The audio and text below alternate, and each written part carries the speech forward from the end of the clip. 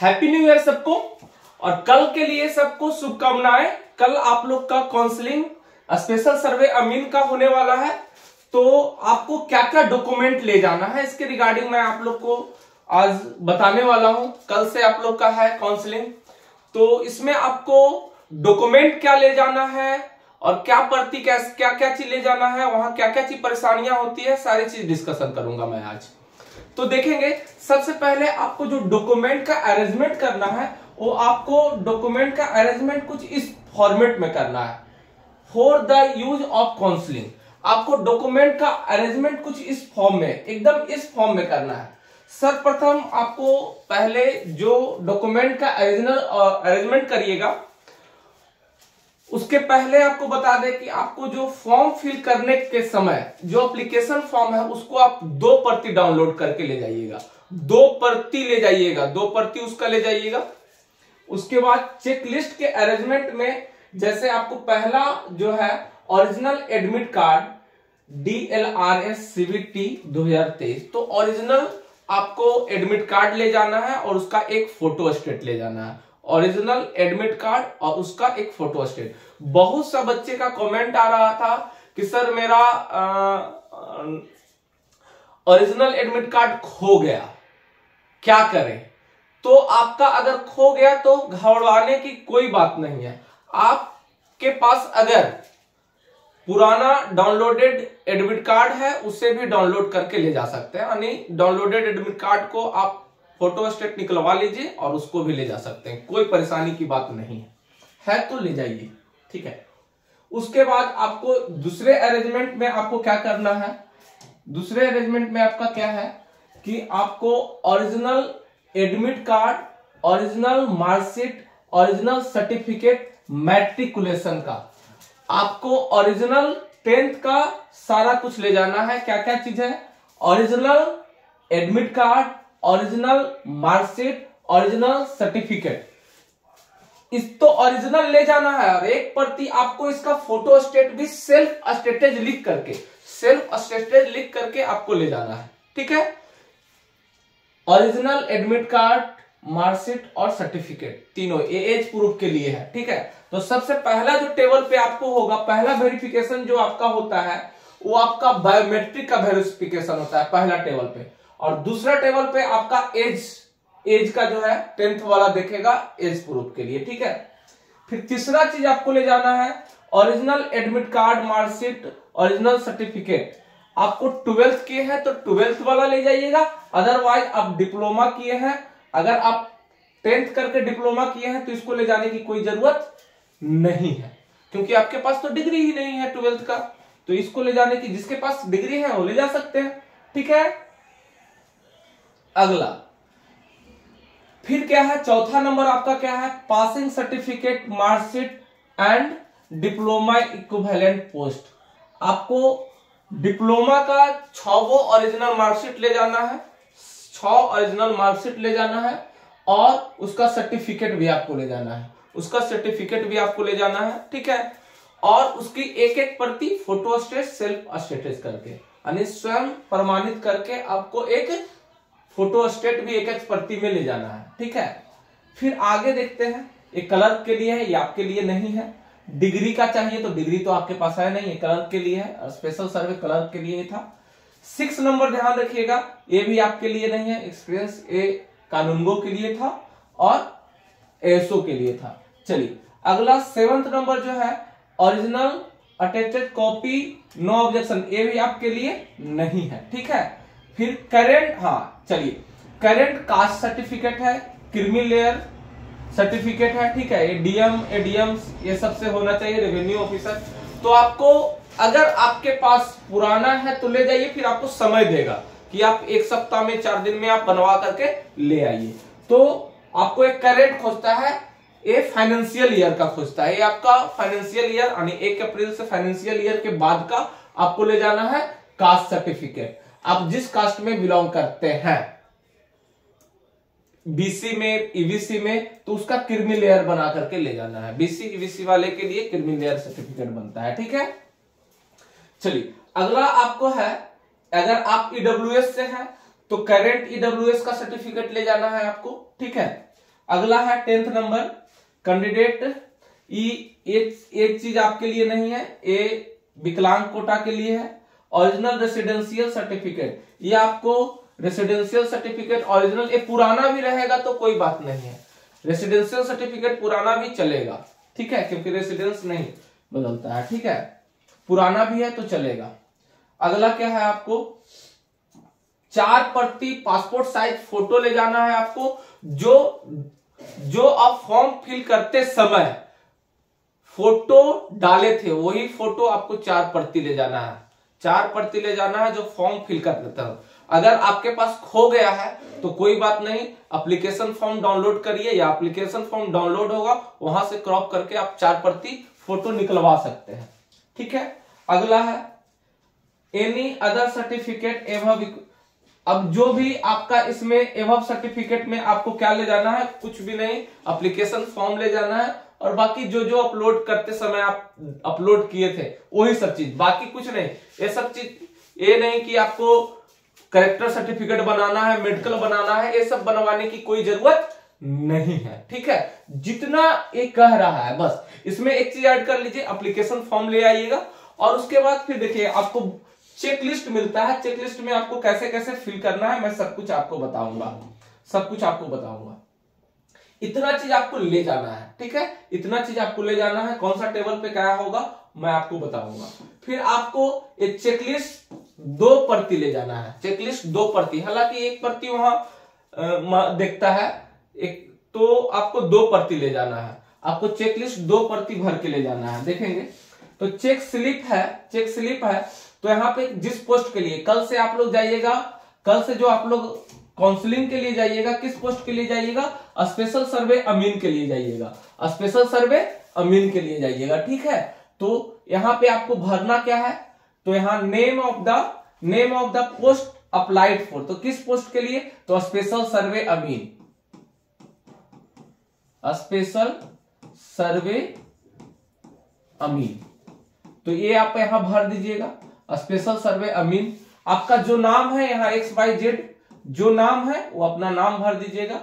Registration number का column है, application form में भी रजिस्ट्रेशन नंबर लिखा होगा और एडमिट कार्ड में भी एप्लीकेशन रजिस्ट्रेशन नंबर लिखा होगा। यहाँ पे जो भी आपका रजिस्ट्रेशन नंबर है वो आप फिल कर देंगे।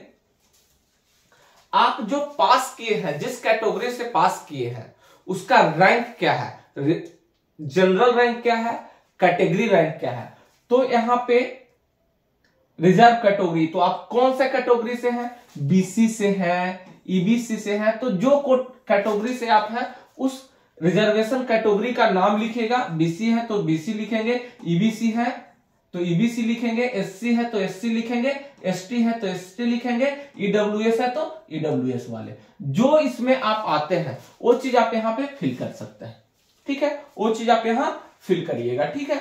अगला है आपका जो, हाँ, रैंक कार्ड, एक चीज हम भूल गए थे, आपको रैंक कार्ड का 2 प्रति ले जाना है, एप्लीकेशन फॉर्म का 2 प्रति, चेक स्लिप का 2 प्रति, रैंक कार्ड का 2 प्रति ले जाना है, रैंक कार्ड का 2 प्रति आपको ले जाना है, ठीक है।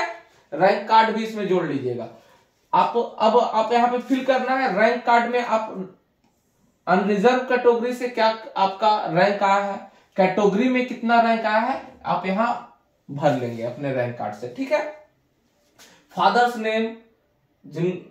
नेम भरेंगे, अपने पिता का नाम, हस्बैंड नेम, जिनकी शादी हो चुकी है वो हस्बैंड नेम भी भरेंगे, ठीक है। प्रेजेंट एड्रेस, अब देखेंगे रिजर्वेशन, लड़की का रिजर्वेशन जो है बाय बर्थ मिलता है, ठीक है। अगर आप SC से हो या जनरल से हो, अगर आप SC कैटेगरी की लड़के के साथ शादी कर लिया तो आपको रिजर्वेशन हस्बैंड के कैटेगरी से नहीं मिलेगी, आपको बाय बर्थ रिजर्वेशन मिलेगी। तो यहाँ का रिजर्वेशन जो है बाय बर्थ होता है, ठीक है। पिता के जो कास्ट है वही रिजर्वेशन आपको मिलेगा उसी कैटेगरी में, ठीक है।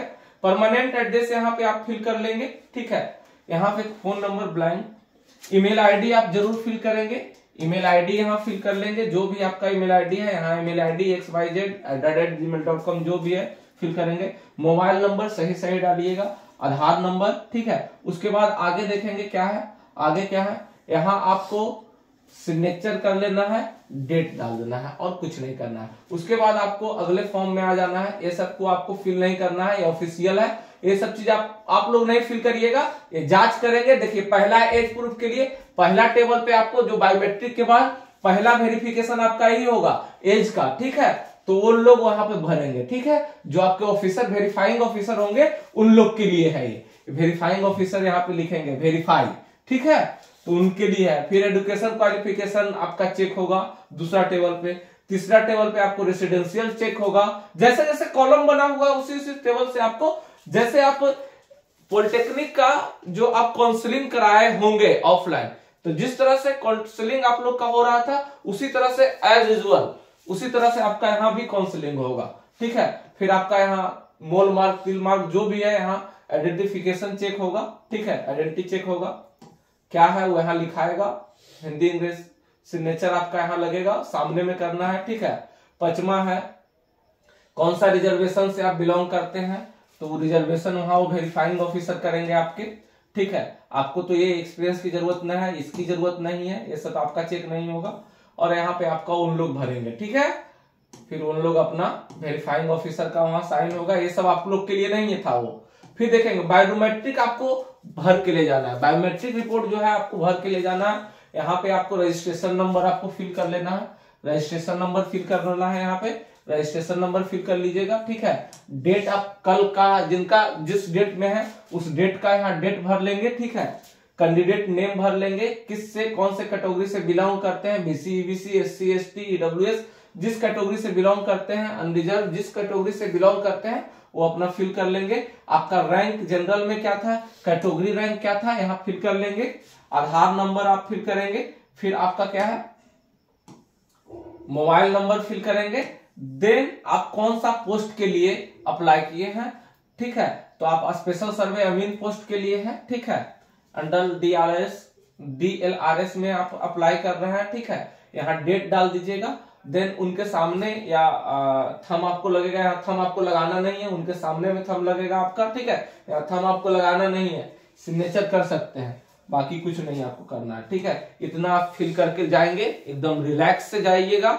सबको कल के लिए बहुत बहुत बधाई, अच्छे से जाइए और ज्यादा स्ट्रेस नहीं लेना है कि ये मेरे डॉक्यूमेंट भुला गया, ये डॉक्यूमेंट भुला गया, ज्यादा स्ट्रेस नहीं लेना है। और बहुत लोग कमेंट कर रहे थे, बहुत लोग का कमेंट था कि सर AICTE अप्रूवल ले जाना है। तो गवर्नमेंट के बच्चे जो बिहार पॉलिटेक्निक से पास आउट है उनके लिए AICTE अप्रूवल ले जाने की जरूरत नहीं है। जो अदर जगह से पास किए हैं प्राइवेट से या अदर बोर्ड से, अदर डिस्ट्रिक्ट से, अदर स्टेट से, तो उनके लिए AICTE अप्रूवल का स्क्रीनशॉट या वहां पे आप दिखा सकते हैं कि देखिए सर मेरा कॉलेज AICTE अप्रूवल है, क्योंकि नोटिफिकेशन में ही लिख दिया था कि AICTE अप्रूवल ही फिल कर सकते हैं, ठीक है।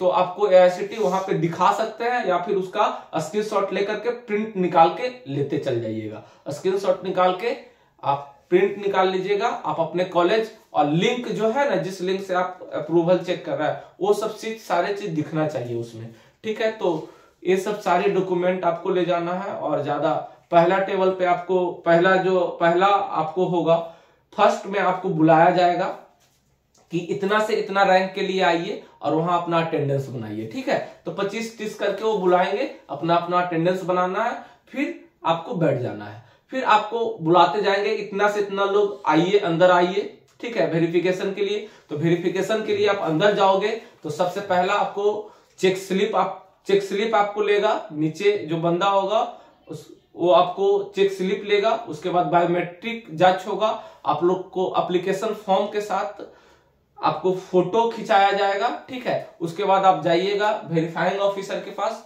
वो आपको डॉक्यूमेंट वेरीफाई करेंगे। जैसे जैसे चेक स्लिप में बना हुआ है उस हिसाब से आपको उसी सीक्वेंस में आपका डॉक्यूमेंट वेरीफाई होगा, ठीक है। तो थैंक यू, आज के लिए इतना ही आप लोग को। और भी अगर कोई डॉट है तो आप कमेंट में करिए, मैं अगले वीडियो में बताऊंगा। और जॉब प्रोफाइल के बारे में आप लोग को पूछ रहे थे तो जॉब प्रोफाइल के बारे में भी आपको बताऊंगा। और नौकरी की आपके 2 साल बोल रहा है तो 2 साल के लिए नहीं, ये आपको अच्छे से काम करिए, नहीं क्यों स्ट्रेस ले रहा है, इसमें आपको सरकार रखेगी और अच्छी खासी सैलरी है भाई। जाओ और जिनको पढ़ाई करना है पढ़ाई करें, और अगर जॉब लग रहा है आपको तो करिए आराम से, ठीक है। ज्यादा सोचने की जरूरत नहीं है कि सरकार हटा देगी। बुड़बक है क्या सरकार जो इतना एंट्रेंस लेकर के आपको हटाने के लिए ले रही है क्या? ऐसा कुछ भी नहीं है। और इसके बाद आपको सर्वे के बाद चकबंदी है, बहुत सारा चीज है प्रक्रिया। तो आप लोग सिक्योर रह के जाइए और अपना काउंसलिंग कराइए। तो कल के लिए सबको best of luck. Thank you, अच्छे से जाइए, धन्यवाद।